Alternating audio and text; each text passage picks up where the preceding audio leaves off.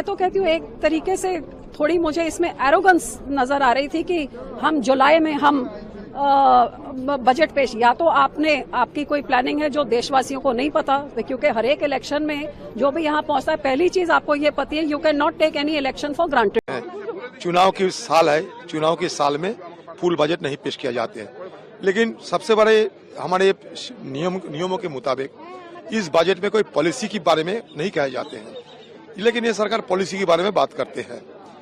तो ये सबसे बड़ी सरकार संविधान की मान्यता नहीं देते हुए इस तरह की बात करते हैं। अभी चुनाव के समय आम लोगों को लुभाने के लिए सरकार तरह तरह की लोगों को कुछ मतलब लुभाने की तरीका निकाल रहे हैं। हमें देखना है कि कौन सा बजट है, बेरोजगारी से रोजगार मिलने का बजट ही है क्या? ये गरीबों की रोजाना खर्चा करने की ताकत बढ़ाने की बजट है ये क्या? हमारे देश आज विश्व में 111 नंबर सूचकांक पर आ गए भूखमरी की सूची पे, उसको निदान पाने के लिए कोई बजट है क्या? तो ये बजट से आम चुनाव जो होने वाला है इस साल, ये आम चुनाव में आम लोगों को लुभाने की बजट है और कुछ नहीं है। असली बजट तो जुलाई में आएगा, एंट्री बजट में कोई ऐसी बात नहीं। क्या क्या बेनिफिशियल चीजें थी अगर आपको लगा हो या जो बताना चाहिए आप? मुझे कुछ बताना नहीं है, ये तो वही पुराना बजट चल रहा है, जो काम में है वो करनी है, ठीक है, चल रहा है। रोजगार के अवसर बढ़ेंगे और बहुत सारे हम उम्मीद करते हैं कि लोगों को फायदा हो। हमारी तो यही है कि वतन आगे बढ़े, तरक्की करे, इन्फ्लेशन डाउन आए, एम्प्लॉयमेंट बढ़े, इंडस्ट्रीज बढ़े, हमारी यही तो ख्वाहिश है। टूरिज्म बढ़े। G20 में जो आए थे, टूरिज्म की मीटिंग हुई थी कश्मीर में, हम उम्मीद करते हैं कि बाहर से और लोग आएंगे टूरिज्म में। और अभी बर्फ पड़ी है अच्छी, तो स्कीइंग के सीजन शुरू हो जाएगा, उम्मीद करते हैं वो भी आएंगे। महिलाओं के लिए लखपति बनेगी और बहुत सारी चीजें, बहुत अच्छा है, वो लखपति बनेगी, इंडिपेंडेंट हो जाएंगी, उससे घर और भी आबाद होगा। हम उम्मीद करेंगे कि वो नरम रहेंगी, ये ना हो कि फिर शादियां टूट जाएंगी, ये नहीं होना चाहिए, क्योंकि आजकल की हालत तो वैसी हो रही है कि शादी ज़्यादा देर चलती नहीं है।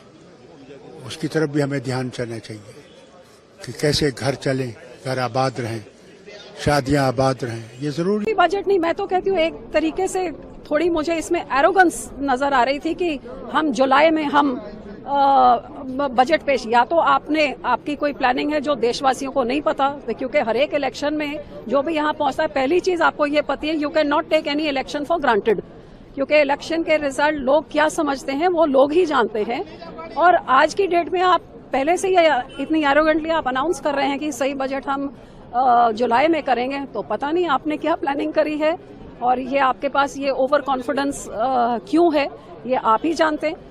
लेकिन मैं ये जरूर समझती हूँ कि आज समा था कि 10 साल में जो 2014 में आपने बोला था, आप वही चीजें निकाल के लोगों को बताएं और उसका वेरवा दें, ना कि आगे के और सपने दिखाएं।